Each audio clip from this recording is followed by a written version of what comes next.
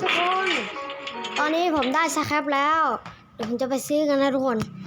ถ้าถามว่าได้แล้วใช่ไหมเดี๋ยวผมไปซื้อก่อนนะผมยังไม่ได้ซื้อเพราะผมเพิ่งจะเข้าแต่ตอนนี้ผมรู้สึกว่าผมซื้อได้แล้วถ้าผมมั่นใจว่าผมซื้อได้ดูคลิปนี้ด้วยก่อนหน้านี้มันบิดผมมันไม่ยอมเล่นกับผม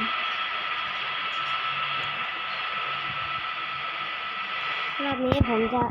ไปซื้อสครับให้ได้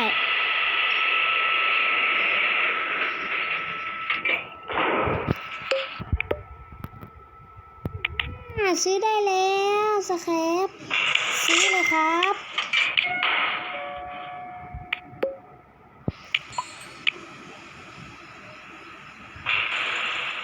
เอาเดี๋ยวอันนี้มันอยู่ข้างล่างใช่เหรอ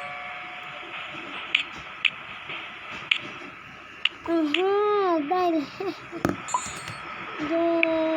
ทุกคนได้แล้วคลิปสั้นๆนะ